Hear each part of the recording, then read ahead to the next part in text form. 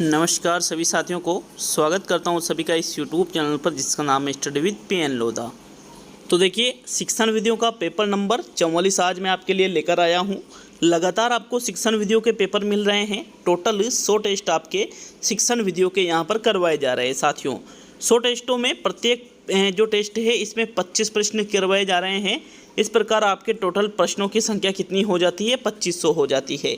तो ये जो पेपर है, ये जो टेस्ट सीरीज है, ये रीट पात्रता परीक्षा 2022 जो आपके जुलाई में आयोजित होने वाली है, लेवल 2 और लेवल 1 के लिए बेहद ही उपयोगी है।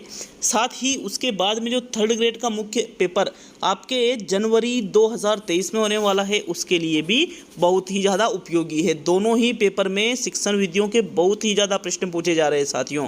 तो आप किसी भी एग्ज़ाम की तैयारी कर रहे हो, चाहे पात्रता की या मेन की, 2nd ग्रेड और 1st ग्रेड के लिए भी ये उपयोगी है। तो चलिए पहला प्रश्न देखेंगे। आपके पहला प्रश्न है, निम्न में से सही मायनों में गणित है? मूर्त विज्ञान है, अमूर्त विज्ञान है, भौतिकी विज्ञान है और सापेक्षिक विज्ञान है। तो यहाँ पर सही मायनों में गणित आपको क्या लगती है कि भाई गणित क्या है? गणित साथियों मूर्त विज्ञान बिल्कुल भी नहीं है, ना ही भौतिकी विज्ञान है, ना ही सापेक्षिक विज्ञान है, बल्कि गणित क्या है साथियों? एक अमूर्त विज्ञान है। दूसरा विकल्प आपके पहले प्रश्न में सही है। नेक्स्ट प्रश्न संख्या 2 पे आते हैं।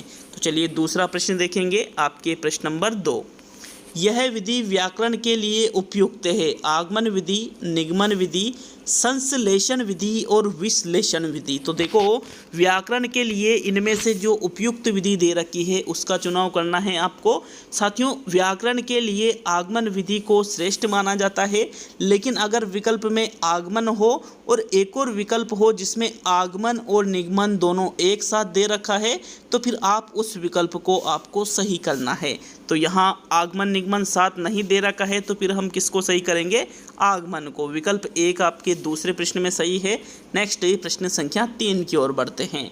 तीसरा प्रश्न है आपके, निम्न में से कौन सा रचनात्मक आकलन का उचित उपकरण नहीं है? सत्र परीक्षा, प्रश्नोत्तरी और खेल, दत्त कार्य और मौखिक प्रश्न। तो देखो, जो रचनात्मक आकलन बच्चों का हम करते हैं साथियों, रचनात्मक आकलन लगातार चलने वाला आकलन होता है, जबकि योगात्मक आकलन एक निश्चित समय पर वर्ष के अंत में किया जाता है। तो यहाँ पर देखो, जो दत्त कार्य है, जो मौखिक प्रश्न है, जो प्रश्नोत्तरी और खेल है, ये सभी रचनात्मक आकलन के उपकरणों में आ जाते हैं। लेकिन जो सत्रांत परीक्षा या सत्र परीक्षा होती है साथियों, ये रचनात्मक आकलन में नहीं बल्कि ये योगात्मक आकलन के अंतर्गत सम्मिलित होगी। तो विकल्प नंबर आपका जो 1 है तीसरे प्रश्न में सही उत्तर है। नेक्स्ट प्रश्न नंबर 4 की ओर बढ़ेंगे। चौथा प्रश्न है, वर्तमान में राजस्थान में CCE कितनी कक्षा तक लागू है? कक्षा 5 तक, कक्षा 8 तक, कक्षा 10 तक और कक्षा 12 तक। तो राजस्थान में 5वीं तक भी चलती है, 8वीं तक भी चलती है, 10वीं तक भी चलती है, 12वीं तक नहीं चलती है। 10वीं तक वर्तमान में राजस्थान में CCE लागू है साथियों। कौन सी क्लास तक? कक्षा 10 तक। तो विकल्प 3 आपके प्रश्न संख्या 4 का सही उत्तर होगा। नेक्स्ट प्रश्न संख्या 5 की ओर बढ़ेंगे। तो चलिए 5वां प्रश्न देखेंगे। कक्षा 5 में CCE के अंतर्गत कितने SA होते हैं? 1, 2, 3 और 4। तो SA मतलब होता है साथियों सेमेटिव असेसमेंट, और एक होता है FA जिसको फॉर्मेटिव असेसमेंट के नाम से जाना जाता है। रचनात्मक और योगात्मक आकलन के प्रकार है ये। तो यहाँ पर बात की जा रही है कक्षा 5 में जो SA होते हैं CC के अंतर्गत, उनकी संख्या कितनी है? राइट आंसर है साथियों 3 है। कितनी संख्या है? 3 SA यहाँ पर कक्षा 5 में होते हैं CC के अंतर्गत। तो 3rd विकल्प आपके 5वें प्रश्न का सही उत्तर है। नेक्स्ट प्रश्न नंबर 6 की ओर बढ़ेंगे। 6ठा प्रश्न है, खोज विधि के जनक कौन हैं? जॉन ड्यूवी है, किलपेट्रिक है, आर्मस्ट्रॉन्ग है और इनमें से कोई भी नहीं। तो कोई नहीं वाला विकल्प आपका आंसर नहीं रहता है। चौथा विकल्प हम यहाँ से हटा लेते हैं। जॉन ड्यूवी ने करके सीखना बताया था साथियों। क्या बताया था? Learning by doing. करके सीखने के जनक कौन है? जॉन ड्यूवी है। और इस करके सीखने की जो विचारधारा है इसी पर आधारित जो यहाँ पर विधि है प्रयोजना विधि, उसके जनक है साथियों किलपेट्रिक, जो करके सीखने पर आधारित है। लेकिन यहाँ दोनों की ही बात नहीं की जा रही है, बल्कि यहाँ पर बात की जा रही है खोज विधि की।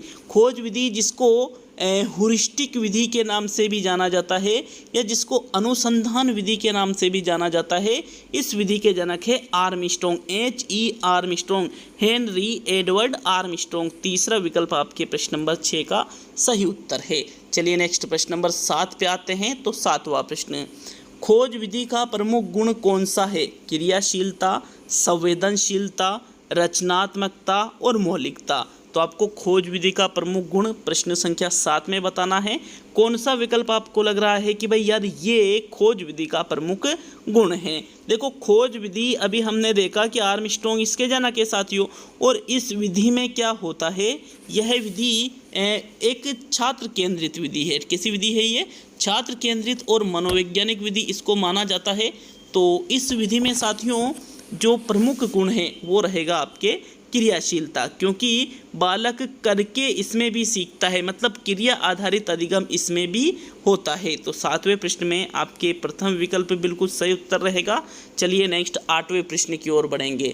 आपके प्रश्न संख्या 8 है, प्राथमिक स्तर की पाठ्य पुस्तकों का निर्माण करते समय आप किस बिंदु पर विशेष ध्यान देंगे? सपोज कीजिए कि आप प्राथमिक स्तर की जो किताबें होती है उसका निर्माण कर रहे हैं, तो सबसे इम्पोर्टेंट जो बिंदु है उस पर आप ध्यान दोगे, उस बिंदु के बारे में आपको बताना है।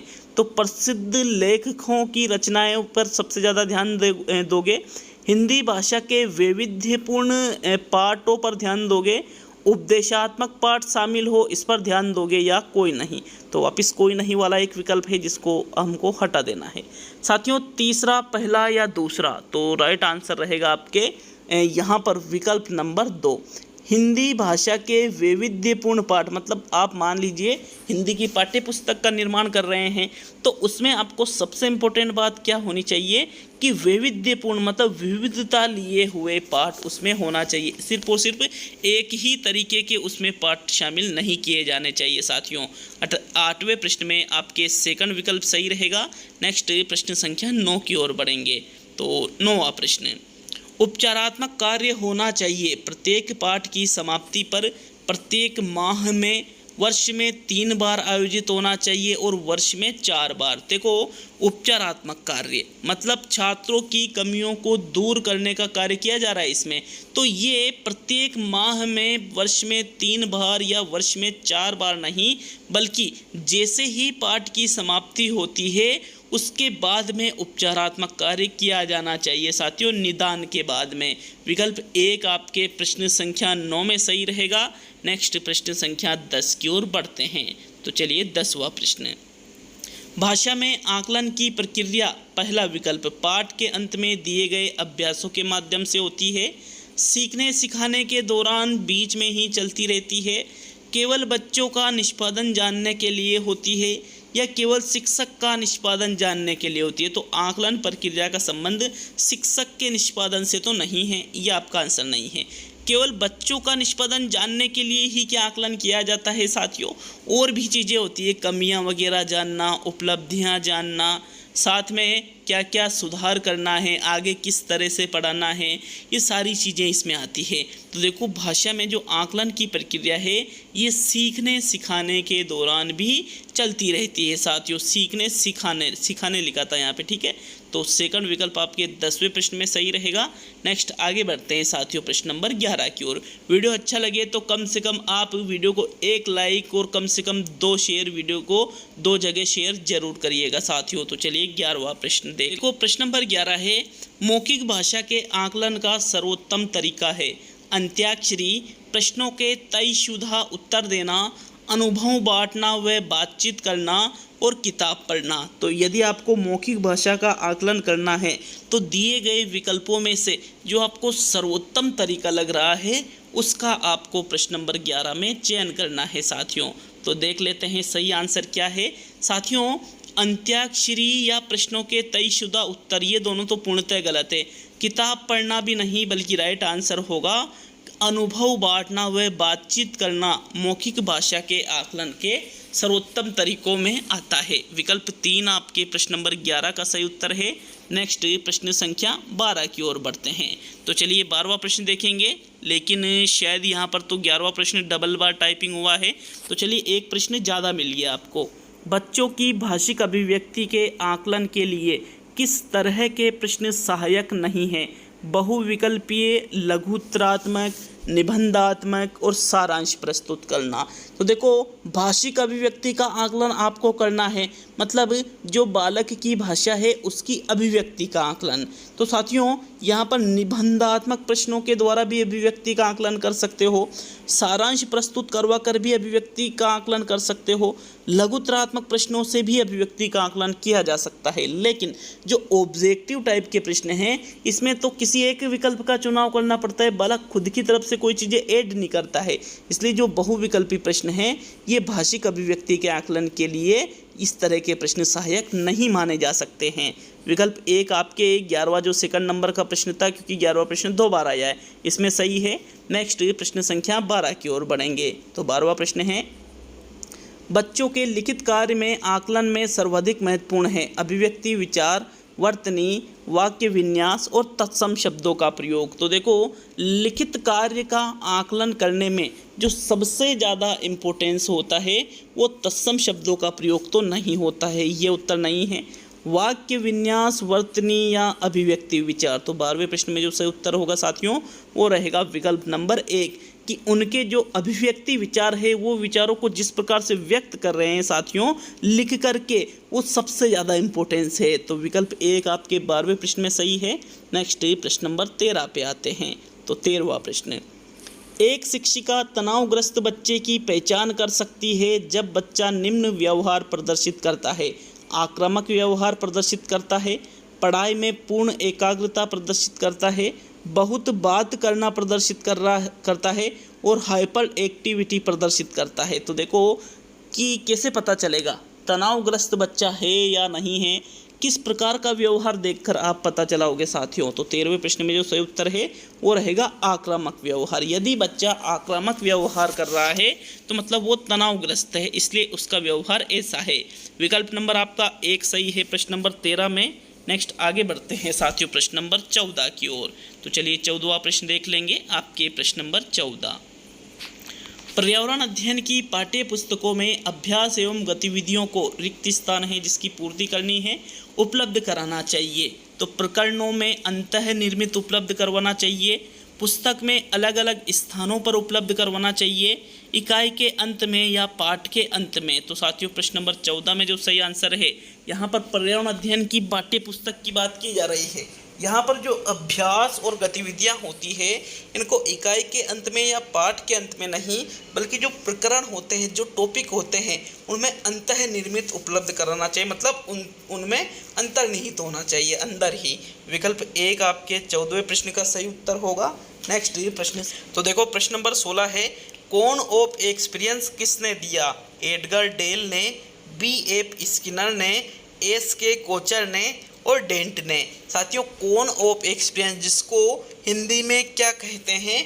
अनुभव शंकु। क्या कहा जाता है इसको हिंदी में? अनुभव शंकु कहा जाता है। और यह किसके द्वारा दिया गया साथियों? एडगर डेल के द्वारा ये अनुभव शंकु दिया गया है, जिसमें इन्होंने बताया है कि कौन सी सामग्री से किस तरह बालकों को सिखाने से कितना प्रतिशत उनको याद रहता है, कितना प्रतिशत उनको अधिगम होता है। तो विकल्प नंबर आपका 1 प्रश्न नंबर 16 में सही है। नेक्स्ट प्रश्न नंबर 17 की ओर बढ़ेंगे। चलिए 17वां प्रश्न देख लेते हैं। आपके स्कूल का निरीक्षण हो रहा है, आप विज्ञान विषय पढ़ाने के लिए किस विधि का प्रयोग करेंगे? तो प्रयोजना विधि, प्रदर्शन विधि, समस्या समाधान विधि और खोज विधि। तो देखिए आप टीचर है, ठीक है, आप एक अध्यापक है, स्कूल का निरीक्षण हो रहा है, आपको क्या पढ़ाना है? विज्ञान विषय पढ़ाना है। तो इनमें से किस विधि का आपको प्रयोग करना चाहिए साथियों? प्रश्न नंबर 17 में राइट आंसर देख लेते हैं। तो यहाँ पर जब स्कूल का निरीक्षण होता है तो जो सबसे बेस्ट विधि होती है वो होती है प्रदर्शन विधि, क्योंकि प्रदर्शन विधि में जो निरीक्षण करता है वो ये देखता है कि शिक्षक के द्वारा चीज़ों को बच्चों के सामने किस प्रकार से प्रस्तुत किया जाता है और कम सामग्री में ही ज़्यादा चीज़ें बच्चों को आप पढ़ा देते हो। प्रदर्शन विधि के माध्यम से बच्चों की अवलोकन शक्ति का और प्रत्यक्ष अनुभव का इसमें विकास होता है। तो विकल्प 2 आपके 17वें प्रश्न में सही है। नेक्स्ट प्रश्न नंबर 18 पे आते हैं। साथियों 18वां प्रश्न है, प्रस्तुतिकरण के अंश नहीं हैं आदर्श वाचन, अनुकरण वाचन, अशुद्धि वाचन और प्रस्तावना। तो बताओ इनमें से कौन सा प्रस्तुतिकरण के अंशों में सम्मिलित नहीं होगा। 18वें प्रश्न में राइट आंसर बताना है। साथियों प्रस्तुतिकरण के अंशों के अंतर्गत आदर्श वाचन रखा जाता है, अनुकरण वाचन छात्र करते हैं, आदर्श वाचन कौन करता है, अध्यापक करता है। अशुद्धि वाचन मतलब जो अशुद्ध वाचन जो होते हैं उसको दूर करने का कार्य इसमें किया जाता है। लेकिन प्रस्तावना तो प्रस्तुतिकरण के पहले ही कर ली जाती है, इसलिए प्रस्तुतिकरण के अंशों में प्रस्तावना शामिल नहीं होती है। तो विकल्प 4 आपके 18वें प्रश्न का सही उत्तर है। नेक्स्ट प्रश्न नंबर 19 को देखेंगे।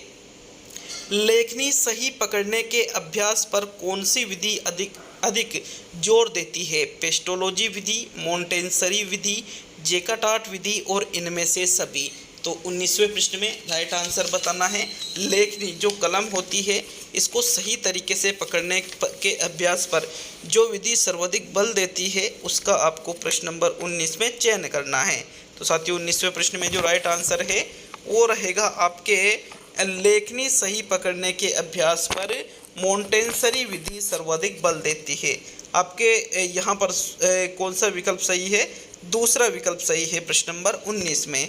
चलिए नेक्स्ट प्रश्न नंबर 20 की ओर बढ़ते हैं। तो 20वां प्रश्न देख लेते हैं आपके प्रश्न नंबर 20। सामाजिकृत अभिव्यक्ति विधि के सोपानों की संख्या कितनी है, 5, 6, 8 और 3। तो देखो सामाजिकृत अभिव्यक्ति जो विधि है इसके सोपानों की संख्या 20वें प्रश्न में पूछी जा रही है। साथियों 20वें प्रश्न में जो सही आंसर है सामाजिकृत अभिव्यक्ति विधि के सोपानों की संख्या 3 है। इसके कितने सोपान होते हैं, 3 सोपान होते हैं। तो विकल्प नंबर आपका 4 प्रश्न नंबर 21 में सही है। यहाँ पर 21 में क्या 20 में सही है। नेक्स्ट प्रश्न संख्या 21 की ओर बढ़ते हैं। आपके प्रश्न नंबर 21, किस विधि में छात्र प्रत्यक्ष रचना द्वारा गणित के तथ्यों संबंधी जानकारी करते हैं, तो उस विधि के बारे में बताना है।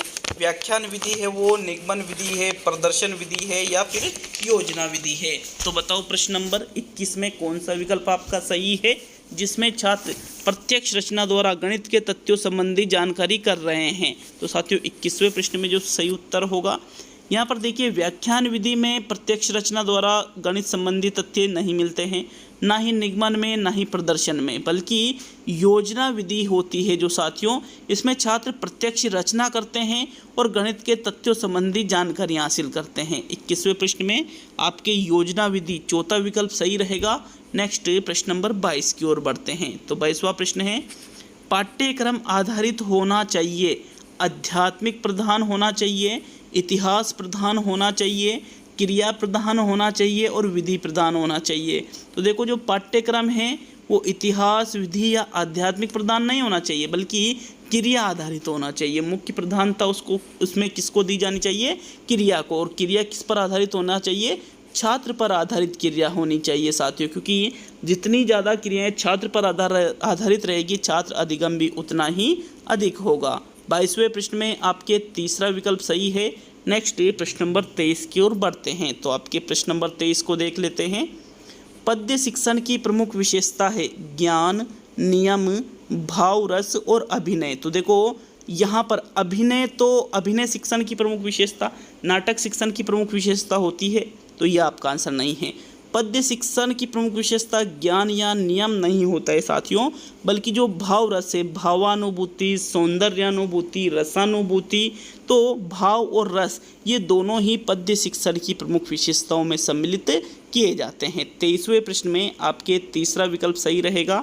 नेक्स्ट प्रश्न संख्या 24 की ओर बढ़ते हैं, जो कि आज का सेकंड लास्ट प्रश्न है। अगर एक आध प्रश्न में आपको कोई त्रुटि नज़र आती है, हालांकि सावधानी से टेस्ट बनाए जाते हैं, लेकिन मानवीय स्वभाव के कारण अगर आपको किसी प्रश्न में एक आध त्रुटि नज़र आती है तो आप कमेंट बॉक्स में कमेंट कर सकते हो साथियों अपने विचारों को। प्रश्न नंबर 24 है, आगमन पद्धति का प्रथम सोपान है व्याकरण, सूत्र, उदाहरण और नियम। तो भाई नियम और सूत्र तो इसमें बाद में आते हैं, क्योंकि आगमन जो पद्धति है इसमें सबसे पहले बच्चों के सामने उदाहरण प्रस्तुत किए जाते हैं। बच्चे उन उदाहरणों के माध्यम से सूत्रों और नियमों की स्थापना करते हैं साथियों, फिर उस समस्या का समाधान किया जाता है। तो विकल्प नंबर आपका जो 3 है 24 का सही उत्तर होगा। अब आज का अंतिम और 25वां प्रश्न, लाइक और शेयर अभी तक नहीं किया है वीडियो को तो कम से कम 2 जगह शेयर जरूर करिएगा वीडियो को, इससे ज़्यादा और कुछ भी नहीं चाहिए हमें। तो चलिए अंतिम और 25वां प्रश्न, करिकुलम शब्द की उत्पत्ति किस भाषा से हुई है?